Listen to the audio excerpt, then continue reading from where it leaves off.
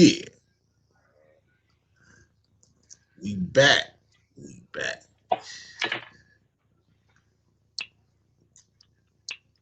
To overcharge niggas for what they did to the Cold Crush. I mean, what? Yeah, man. You're now watching Mafia Material Ma Cast, episode number 48. Daylight, World Pest. Next up, we're going to talk about Peter Gunz. Rock solid interview. World Pest had put me on, to the interview, some of the context, some of the things he was talking about. So I actually, while I was running around today, just took a little listen. I kind of brushed it off and shit. Remember, I was like, dang, I ain't fucking thinking about no fucking Peter Gunn, nigga. Yeah, I ain't gonna lie, I have brushed it off too, bro. Until like, how you go to sleep and the YouTube shit just keep playing. Yeah. And nigga, I woke up and this nigga was singing that fucking song, bro. That shit had me fucking dying, bro. And I had to start the shit over because I had to see where he started talking about the shit from. So I just said, fuck it, let me look at this whole Yeah. shit and see what the fuck he talking about. So for those of y'all who ain't tapped in, Memphis Bleak just dropped a new episode of Rock Solid on the Drink Champ Network. Shout out to Bleak, shout out to Drink Champs, Nori, DJ EFN. They always shout Brooklyn, out yeah. Nori, yeah, EFN, but you know. And he sat down with none other than the Bronx own Peter Gunz. Look, we all know Uptown Baby, and we definitely all saw the Love and Hip Hop Chaos. But this interview, like, I ain't gonna lie, I feel like we saw a version of Peter Gunn that was raw. My nigga was accountable, This is honesty this is and shit. It was even a little heartbreaking. I ain't gonna this lie. is this is the first Guns. Corey Guns daddy. The big Yeah. gun. Word. So I took away I had three big takeaways, you know, from this shit, and I'm pretty sure as it spreads, it's gonna have the internet buzzing if it don't already have it. The first thing that hit home was Peter Gunn talking about the one hit wonder tag. You know what I'm saying? He and Lord Tariq had the world on, in their hands with that deja vu shit. That shit was everywhere. You had niggas from that wasn't even from uptown. You know what I'm saying? Like on that shit. You had to be there, y'all. That nigga said he Um, had to do a version of every song, every city for that shit. For that song. hell yeah. Um,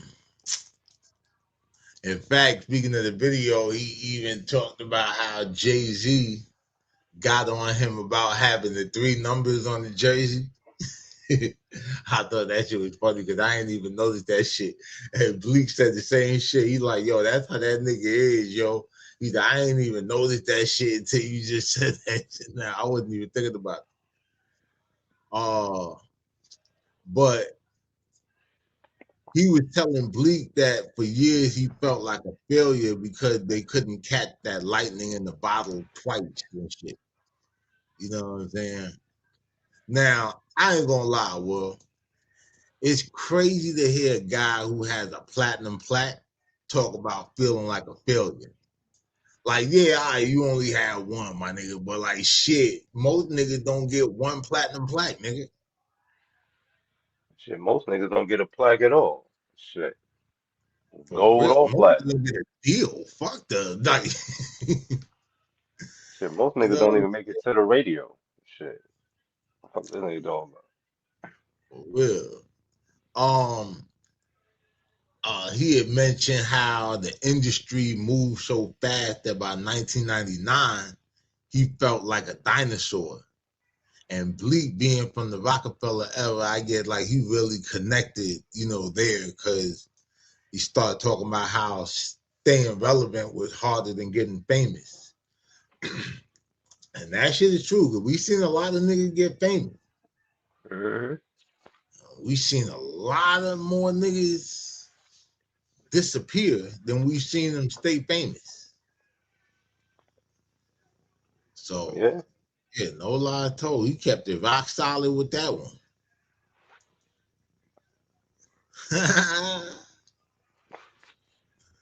You know what I mean? Uh the other shit, um, he kind of spoke on, I guess, like the contrast of reality TV and real life. You know what Yeah. I'm saying? So, that was definitely like the elephant in the room, you know, loving hip hop. And Bleak didn't hold back either. I noticed that shit. And neither did Peter. Like, he ain't back down from none of that shit. He made a shocking admission saying, he said money from VH1 saved his life. You know what I mean? But it killed his spirit. He talked about the whole Dylan edit and how it affected his kids. He actually looked Bleak in the eyes and said, he wishes he had found another way to provide as opposed to doing that shit. You know what I mean? Man, that shit crazy. Cause to me, that was really the most rock solid moment of like the whole show. You know what I'm Yeah. saying? Like it wasn't drama. You know what I'm saying? Like he was really like I just think it was kind of big. Like I said, it made me look at the nigga in a different light because I never really, outside of the record, bro, I never really heard anything about Peter Gunz except when he started doing the Love and Hip Hop shit and Cheaters, like hosting Cheaters and shit. And it was just kind of like he was a parody or some shit. You know what I'm saying? But to see the nigga admitting that he traded his reputation for a paycheck, to keep his family afloat, you gotta, I seen the comment section was already like split, you know what I mean, on that shit when I was going through it. But the question is, was it worth it? That nigga sold his soul to the Illuminati and they put his ass on the bench. Well, he ain't go as far as the Illuminati. He sold it to he sold it to Mona Mona Scott. Scott. And she come up under Chris Lighty, rest in peace. Oh, Violator. huh? Said violator. Yep. Yeah, Yandy came up under her. You Hmm. know what I'm saying? So that's how that shit went. Um,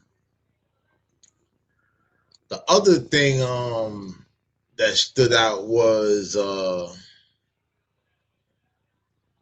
when the conversation turned to his son, Corey Gunz, the little gun or whatever, and said, "Well, you could just say, I don't know, like he's the little gun because his daddy's still here, but like that nigga like We're going to Peter call Gunn him is media. like 4'5". That nigga fucking Uzi, like Yeah, I that was about to say, nigga. we're going to have to call him. We got to call him medium guy. Can't call him little guy. That I nigga, think that nigga a Uzi, bro. That nigga a machine gun. Oh, and then damn, you got. Oh well, nah, he's not machine gun. I was thinking about Conway machine gun. Nah, machine gun Kelly. Like, nah, he ain't got to back down from man, Kelly. He's fuck machine that. Fuck gun. this fucking machine gun cat. This machine gun Corey, nigga. Yo, you know what's crazy with Machine Gun Kelly? Crazy shit or whatever. I'll say real quick.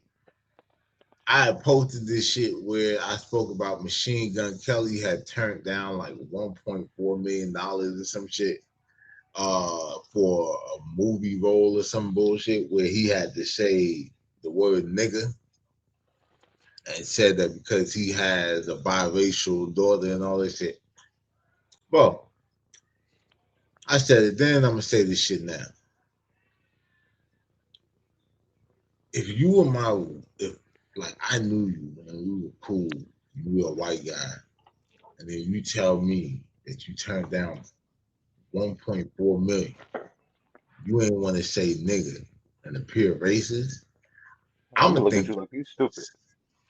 nah, but I'm gonna also think you're racist and like you're trying too hard. You know, that's like when somebody tells you how many black friends they have. Mm-hmm. Like, if you can count the number of black friends you have, you're probably fucking racist. Man, listen, Like, you're keeping tab, nigga. you in the you in the movies, you say nigga as much as your ass want to say nigga. They gonna pay your ass. Now, what's interesting, Listen, man, you see Leonardo DiCaprio all up in the Django saying nigga as many times as he had to say nigga as they paid him for. Anybody say Leonardo was no fucking racist. yeah, Quentin Tarantino write nigga all through his movies. He say nigga, and the niggas know he ain't no fucking racist. Like it's a fucking movie, bro. yeah, it's like niggas do Omar like Michael K. Williams wasn't no fake, though. You know, it wasn't the Rainbow Mafia, but now some people have heard Peter Gunz be called one of the best manager dads in the game. But he opened up about the pressure that he put on Corey Guns, in the beginning. And he told Bleak how he had, he got to live, vicariously through Corey's lyricism. And there was a real moment where they discussed Corey's Young Money era and why he didn't become the global superstar everyone expected. And, he took a lot of the blame for that shit. You know what I'm saying? Like it seemed like on the interview. Like, he carried that shit on his shoulder, which is kind of heavy to watch. Like, so I don't know, bro. Overall, like I thought it was gonna be another, rapper interview, but this felt like a therapy session. Like this nigga Bleak really got this nigga to get, you know, like deep. I don't know. This nigga Bleak got a little knack for this shit. Yeah, cause a lot of niggas don't know. Like Nori, you gotta realize same thing. Like Nori, a lot of niggas fuck with Bleak. Bleak got a lot of relationship with a lot of niggas. A lot of niggas just don't Yeah, know that. yeah. Like But you nah, gotta I mean, realize, it's bro. still Like like a lot of them relationship. niggas, Yeah, yeah, a lot of them niggas that come around, they might come around trying to be around Jay-Z, but the next they gonna fuck with the nigga, his little man. His little man Bleak just happen to be moving a whole different way from Jay-Z. So they know what I mean, they fuck with Bleak a little bit more. They can't really run around with Jay-Z. They can run around with Bleak. yeah. I mean, I was saying like, I mean, I know the relationship play a role on who they can get. I'm saying like the nigga might really have like an untapped like journalistic talent and shit for this shit because the way he posed the question, the way he laid the shit out, it's like the shit was really produced. Like, you know what I mean? Hmm. Um, but yeah, it just seemed like it was a cool little joint because you really just had like two New York like rap legends in their own right who survived one of the grittiest eras of the industry and shit. You know, like I said, Bleak is really finding his lane as an interviewer. I feel like you know he knows when to let the guest breathe and do all that shit. So I don't know, like that's what I took away from the shit. Like but it was a dope interview considering how I initially like went into it, like thinking I was just thinking like, oh, this shit gonna be some just a bunch of clowning, but nah, this shit got real, bro. Shit Now I got real. find it dope how he said the nigga that owned Cheetahs really fuck with the nigga. You said the Nigga who? said the nigga that owned Cheetahs, like when he was talking about how he got on Oh, Cheetahs and shit. Oh Nigga said yeah, yeah. nigga said his manager just sent them niggas an email on some sneak shit saying, yo, it'll be funny if Peter Gunz was the host of Cheaters. And nigga said the nigga told the nigga in the office, like nigga told, like got the email, told everybody in the office. Everybody in the office went crazy. So the nigga got him in there and shit. Uh, Nigga said that shit was cool. Nigga said he told the nigga he got only thing he could do. He said he got two rules. He said the shit I put on the green screen, like when you do the green screen shit, you gotta say that how it's scripted, and you just gotta use your real name. He said now the rest of the shit you just be you when you out in the street. You just do you. yeah. That nigga was talking about how one of the times nigga tried to he had a fight with the nigga, and nigga tried to sue the nigga. Huh, Nigga was nigga said the nigga was trying to get to the chick, and the chick kept hiding behind the nigga. He was trying to fight the bitch or whatever. Nigga said the bitch kept telling him, he kept saying like mad wild shit. And the bitch was like, yeah. yo, my family gonna see this. He can't keep saying that. So Peter Gunz kept telling him, like, yo, chill, bro. You can't keep doing that shit. That nigga said this nigga started singing New Edition, bro. This nigga said he had to reenact this shit in the court and do this shit in the courtroom. That shit was the funniest shit I ever seen in my life, bro. This nigga said the nigga was outside to him about, cause your pussy stink. Why do you smell this way?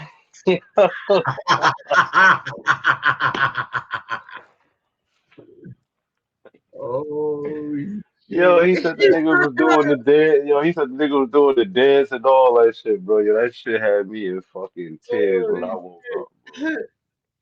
Yo, that shit is funny as hell, man. That's why I said when I woke up, that's the part of the interview I had woke up to. I That was like, oh, you had to go back to shit. yeah, I was like, oh, I gotta see how the fuck this nigga started talking this shit, man. Yo, yeah, I ain't gonna lie. If I would have woken up to that shit, hear that nigga say that shit, I would definitely went back. But I Yo, had to could watch I the shit when you mentioned it. not woke up? I was like, what the fuck? Nigga said, cause your pussy stink. Why do you smell this way? I was like, hold on, what the fuck? Like, what the Uh, fuck? And I looked, because I didn't know who it was at first, and I was like, look, and I was like, oh shit, it's fucking Peter Gunz. I was like, oh shit, I gotta look at this shit, man. Let's see what the fuck this nigga talking about. that shit crazy. But yeah, man. Hey, we want to hear from y'all though. Do y'all view Peter Gunn differently after this interview? If y'all watched it, was he wrong for the love and hip hop stuff, or was he just doing what a man had to do to, provide? You know what I'm saying? Drop it in the comments below. Let us know. You know, and we'll be reacting to the comments because we actually read our comments. We won't be sitting here playing like these Hollywood niggas. Nah, we engaging. Everybody engaging with us or just watching. They don't know what they're gonna get. Like, you gotta be careful how you tread. 'Cause we start deciding that we're gonna pull a 40 days, 40 nights on you. No, the year is very early. And I got a lot of jokes that I still got to get off.